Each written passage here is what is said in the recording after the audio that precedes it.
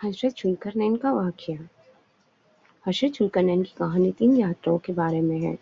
वह पश्चिम की ओर रवाना हुए जहाँ उन्होंने सूरज को ऐसे स्थान पर डूबते हुए देखा जहाँ वह काले चश्मे में डूब रहा हो। दूसरी यात्रा में वह पूर्व की ओर गए, वहाँ उन्होंने सूरज को ऐसी कौम पर उगते हुए देखा हो जिनके लिए सूरज से बचने के लिए कोई आड़ न थी। तीसरी यात्रा में वह 2 पहाड़ों के बीच पहुंचे जहाँ उन्होंने एक ऐसी कौम को पाया जो याजूज माजूज से परेशान थी। इस कौम को जुल्करनैन की मदद की गुहार लगाई और उन्होंने उन लोगों के लिए लोहे और तांबे से बनी एक मजबूत दीवार बनाई। मुसलमानों का यह मानना है कि क़यामत सुगरा यानी ज़ोहर आले मोहम्मद सल्लल्लाहु अलैहि वसल्लम और क़यामत कुबरा के दरमियान दज्जाल के बाद याजूज और माजूज का खुरूज होगा।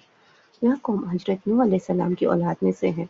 हजरत नूह अलैहिस्सलाम के 3 बेटे थे जिनमें से एक का नाम याफीश था। याफीश के 12 बेटे थे, उनमें से 2 का नाम याजूज और माजूज था। यह दोनों 400 कबीलों और उम्मतों के सरदार हैं। उनकी कसरत का कोई अंदाजा नहीं लगाया जा सकता। मखलूक़ात में फरिश्तों के बाद उन्हें कसरत दी गई है। यह लोग 3 किस्म के हैं। एक वह तो जो ताड़ से ज़्यादा लंबे हैं, दूसरे वह जिनकी लंबाई चौड़ाई बराबर है, यानी उनकी मिसाल हाथी से दी जा सकती है। तीसरे वह जो अपना एक कान बिछाते और दूसरा ओढ़ते हैं। यह हजरत नूह अलैहिस्सलाम के ज़माने में दुनिया में आखिरी में इस जगह पैदा हुए थे जहाँ सबसे पहले सूरज निकला था।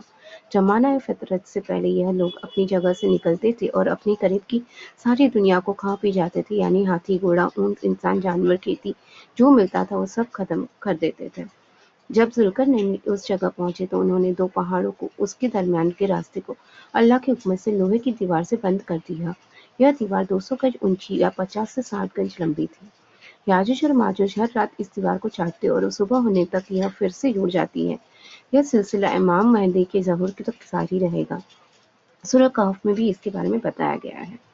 यह लोग बला के जंगजू होते हैं और दुनिया को मारकर खा जाएंगे। वे आसमान पर तीर चलाएंगे और जब उधर से अल्लाह के हुक्म से खून लगा तीर वापस आएगा तो वो आपस में कहेंगे कि आसमान को भी फतह कर लिया।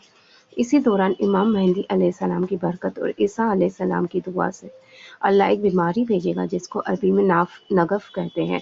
यह बीमारी नाक से शुरू होकर ताउन की तरह एक ही रात में उन सबका काम तमाम कर देगी। उनकी मुर्दा जिस्मों को खाने के लिए अल्लाह ताला उनका नामी उनकी गर्दन वाले परिंदा पैदा कर देंगे। उनके मरने के बाद एक शांतिपूर्ण और न्यायपूर्वक समय आएगा जिसे अमन का दौर कहा जाएगा। इसके बाद अल्लाह एक खुशगवार हवा भेजेगा जो सभी ईमान वालों की रूह कब्ज़ कर देंगी और दुनिया में सिर्फ बदतरीन लोग बचेंगे जिन पर क़यामत आएगी।